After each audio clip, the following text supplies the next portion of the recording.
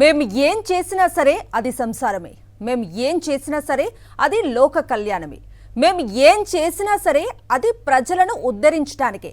తెల్లారి లేస్తే చంద్రబాబు కూసేది ఇలానే, రామోజీ రాసేది ఇలానే. వైఎస్ఆర్సీపీలో ఉన్నంత వరకు వాళ్ళంతా దుర్మార్గులు. ఆ లీడర్లే టీడీపీలోకి రాగానే కడిగిన ముత్యాలైపోతారు. స్వాతి ముత్యం సినిమాలో కమల్ హాసన్ అంతా అమాయకులైపోతారు, చెదపట్టని నిప్పుగా మారిపోతారు. నిన్నటిదాకా తిట్టిన నోళ్లతోనే ఆహ్వాన గీతం పాడిస్తారు చంద్రబాబు. విలువలు లేని రాజకీయాలకు బ్రాండ్ అంబాసిడర్ చంద్రబాబు అయితే, పాత్రికేయ విలువల వలువలు తీసిన దగుల్బాజీ రామోజీ. రెండు రంగాల్లో చీడ పురుగుల్లా మారిన ఇద్దరు ఒకే తాను ముక్కలు కావడం తెలుగు ప్రజల దురదృష్టం. అధికారం కోసం ఎంత దిగజారిపోవడానికైనా సిద్ధపడడం చంద్రబాబుకి, పవర్లో చంద్రబాబుని చూడటం కోసం ఎంతటి నీచపు రాతలు రాయడానికైనా తహతహలాడటం రామోజీకి తొలి నుంచి అలవాటే. నిత్యం వైఎస్ఆర్సీపీ మీద, జగన్ మీద, ఆ పార్టీ నేతల మీద కారుకూతలు కుయ్యకపోతే చంద్రబాబుకి నిద్ర పట్టదు. జనరంజక జగన్ పాలన మీద, వైఎస్ఆర్సీపీ నేతల మీద విషపు రాతలు రాయకపోతే రామోజీకి తోచదు. ఇలా నిన్నటిదాకా తిట్టిన తిట్లు తిట్టకుండా తిట్టిన వైఎస్ఆర్సీపీ నేతలకు ఇప్పుడు చంద్రబాబు వెల్కమ్ సాంగ్ పాడుతున్నారు. వైఎస్ఆర్సీపీలో ఉంటేనే దుర్మార్గులు, పచ్చకండువా వేసుకోగానే స్వాతి ముత్యాలు అన్నట్లుగా వ్యవహరిస్తున్నారు చంద్రబాబు. అందుకు తాజా ఉదాహరణ గుమ్మనూరు జయరాం. ఇదొకసారి వినండి. చిల్లర రాజకీయాలు అనగానే చంద్రబాబు ఎందుకు గుర్తొస్తారో అర్థమవుతుంది. సొంత నియోజకవర్గంలో గెలవలేరు, అక్కడ చెత్త, ఇక్కడ బంగారం అయిపోతున్న తమిళ్ళు.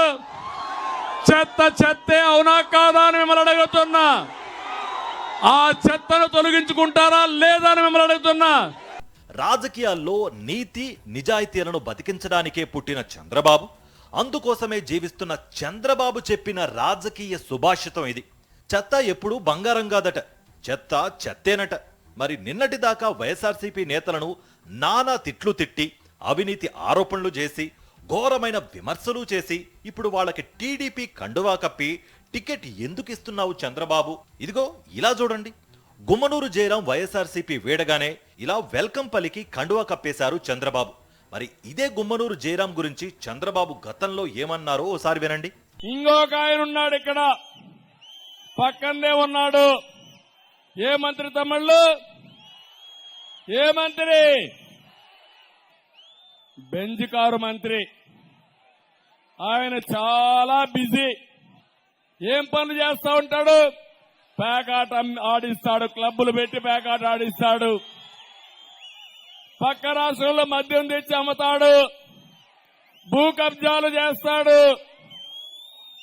ఈ యొక్క కర్నూలు జిల్లా నుంచి మొత్తం వలసలు పోతా ఉంటే ఆయన కార్మిక శాఖ మంత్రి వలసలు మాత్రం ఆపలేడు.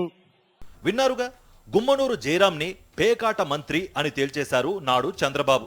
అంతటితో ఆగలేదు. మద్యం స్మగ్లర్ అని, భూ కబ్జాదారుడని తీవ్ర ఆరోపణలు చేశారు. ప్రజలను ఏ మాత్రం పట్టించుకోరని ఎద్దేవా చేశారు. చంద్రబాబు ఇన్నేసి మాటలు అన్నాక రామోజీరావు ఊరుకుంటాడా? గుమ్మనూరు జయరాం మీద రోత రాతలన్నీ రాసేశారు. ఎందుకంటే అప్పుడు గుమ్మనూరు జయరాం వైఎస్ఆర్సీపీలో ఉన్నారు, జగన్ కేబినెట్లో మంత్రిగా ఉన్నారు. అంతే, ఇక చెప్పేదేముంది. చంద్రబాబు కోతలతో, రామోజీ దగుల్బాజీ రాతలతో గుమ్మనూరుపై విరుచుకుపడిపోయారు. సీన్ కట్ చేస్తే గుమ్మనూరు టీడీపీ గూటికి చేరిపోయారు. నిన్నటిదాకా పేకాట మంత్రి, మద్యం స్మగ్లర్ అని తిట్టిన చంద్రబాబు నిస్సిగ్గుగా పచ్చకండువా కప్పేసి పార్టీలోకి ఆహ్వానించేశారు. రామోజీరావు ఇప్పుడు రాస్తారా గుమ్మనూరు జయరాం మీద అవినీతి పేరుతో ప్రత్యేక కథనాలు? ఇప్పుడు టార్గెట్ చేస్తారా? నీచపు రాతలతో గుమ్మనూరుని చేయరు కదా, ఎందుకంటే ఇప్పుడు జయరాం టీడీపీలో ఉన్నారు. ఏపీ పాలిటిక్స్ లో ఆటలో అరటిపండు ప్లేస్మెంట్ ని దశాబ్ద కాలంగా ఫిల్ చేస్తున్న ఏకైక లీడర్ నారా లోకేష్ ఈ మధ్య ఎర్రబుక్ పట్టుకుని ఎర్రిగా మాట్లాడుతూ టీడీపీ నేతలకు టెన్షన్ పెంచుతున్నారు. ఆ రెడ్ బుక్ లోనే గుమ్మనూరు జయరాం పేరు రాసేసుకున్నానని, ఇక తాము అధికారంలోకి రాగానే గుమ్మనూరు సంగతి తేల్చేస్తానని తెగ వార్నింగ్లు ఇచ్చేశారు లోకేష్. మరి ఇప్పుడు ఆ గుమ్మనూరే తెలుగుదేశం పార్టీలో చేరారు. ఇప్పుడు ఆ రెడ్ బుక్ లో గుమ్మనూరు పేరుని లోకేష్ ఏ ఎరైజర్తో చెరిపేస్తారన్న చర్చ టీడీపీ వర్గాల్లోనే సాగుతోంది. ఈ దగుల్బాజీ వ్యవహారాలను చూసి 5.5 కోట్ల మంది ఏపీ ప్రజలు మాత్రం తేలిగ్గా తీసుకోవడం లేదు. ఈ చిల్లర రాజకీయాలను చూసి అసహించుకుంటున్నారు, చీదరించుకుంటున్నారు. వైఎస్ఆర్సీపీని లక్ష్యంగా చేసుకుని ఏ ఎన్నికల కేంద్రంగా చంద్రబాబు రామోజీలు కుట్రలు పన్నుతున్నారు. అదే ఎన్నికల్లో పచ్చ బ్యాచ్కి జీవితాంతం గుర్తుండిపోయే గుణపాఠం చెప్పడానికి ఏపీ ప్రజలు సిద్ధంగా ఉన్నారు.